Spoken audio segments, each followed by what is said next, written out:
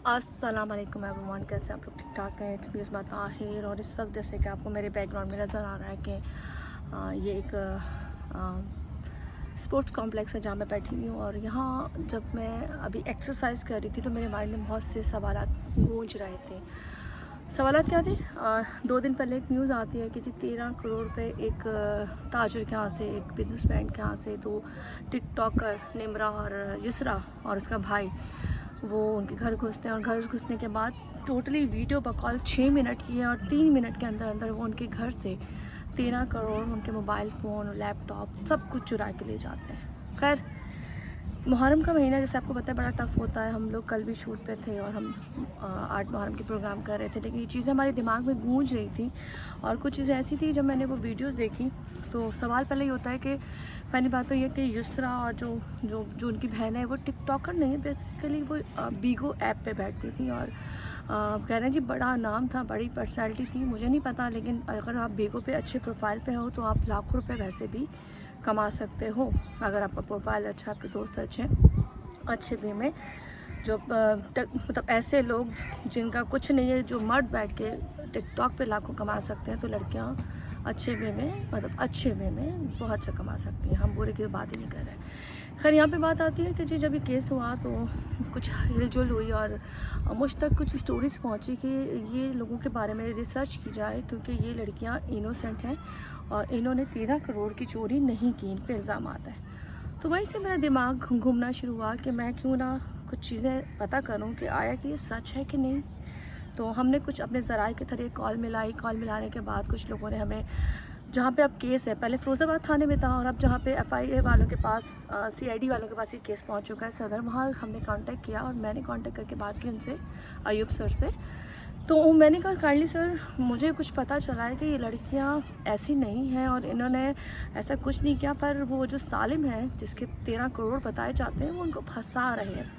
फंसाने का बहुत से रीज़न हो सकते हैं। हो सकता है कि उस लड़की की सालिम के साथ मोहब्बत हो, आपस में एक अंडरस्टैंडिंग हो और कुछ चीज़ें ख़राब हो गई हों, जिस बिहाफ पे कभी कभी औरत या मर्द बदला लेते हैं, वो एक दूसरे की ज़िंदगियाँ बर्बाद करते हैं, क्योंकि ये केसेस मेरे सामने ऑलरेडी पहले आ चुके हैं। तो ऐसी चीज़ें हुई हैं। तो मैंने उनसे सवाल किया, मैंने कहा अगर वो इनोसेंट है तो हम मीडिया के थ्रू देखते हैं चीज़ों को, और आप भी, मुझे पूरा यकीन है कि पुलिस कभी भी या स्पेशल ब्रांच जो ऐसी होती है वो कभी भी बगैर तस्दीक किया किसी को सज़ा नहीं दिलवाती।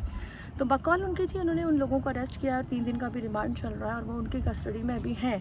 तो पहले तो मेरा ये था कि मैं जाकर इंटरव्यू करूँ, जो इंटरव्यू आप इंशाल्लाह बहुत जल्दी देखोगे। लेकिन फिर ये हुआ कि सवाल कुछ ऐसे भी थे कि हम थोड़ा कड़ी से कड़ी मिला रहे थे कि जी वो सालिम जो रात को 1 बजे आता है अपने घर के लिए, वो बंदे, जो 2 बंदे FIA के कपड़ों में हैं, वो बंदे उसकी गाड़ी कपड़ा चढ़ने का इंतज़ार करते हैं, बेल बजने का इंतज़ार करते हैं। उसके बाद बुरखे में 2 बंदे या बंदियाँ जो उसके अंदर होते हैं वो आती हैं और अंदर घुस के 3 मिनट में उनके कमरों में घुस के, जहाँ पर वो प्रॉपर्ली अपने गोल्ड चीज़ें सब कुछ रखते हैं, वो चुरा लेते हैं।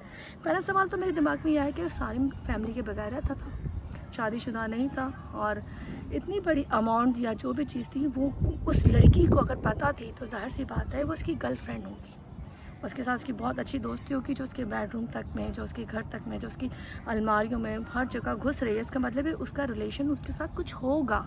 तो मेन चीज़ मेरी ये थी कि उन लोगों की बॉन्डिंग युसरा की है, निम्रा की है, ये तो चीज़ें अभी ज़रा ओपन होंगी। लेकिन मेरे दिल में ये चीज़ें या मेरे दिमाग में बार बार आ रही थी कि कुछ दाल में काला ज़रूर है।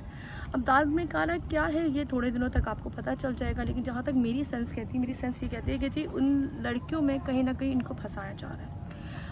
वो लोग जो 3 मिनट में चोरी करते हैं, चोरी करने के बाद वो अपने ही फ्लैट से बरामद होते हैं और वो बंदा जाके FIR लिखवाता है कि जी मुझे पता है कि चोरी करने वाले लोग कौन हैं, मैं उनको जानता हूँ, 2 बंदियों को भी जानता हूँ, उस बंदे को भी जानता हूँ, और वो उसके दोस्त रह चुके हैं।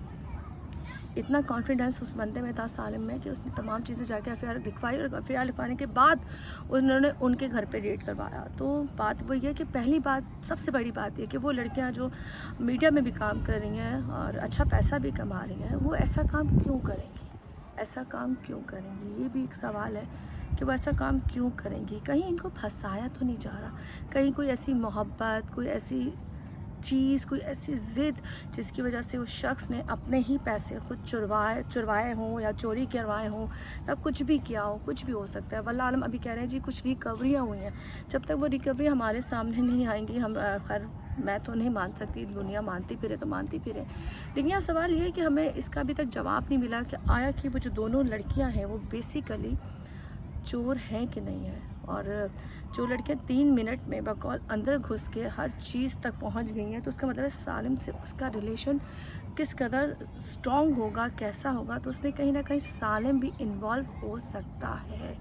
रिक्वेस्ट इसी बात की है कि इस चीज़ पे नोटिस किया जाए कि सालिम ने जो उस लड़कियों पे, युसरा पे, निमरा पे इल्ज़ाम लगाए, उसके भाई पे इल्ज़ाम लगाए, कहीं इसके पीछे दाल में कुछ काला तो नहीं है, कहीं उन लड़कियों के साथ ज़्यादती तो नहीं हो रही है, कहीं उन लड़कियों को जानबूझ के फंसाया तो नहीं जा रहा।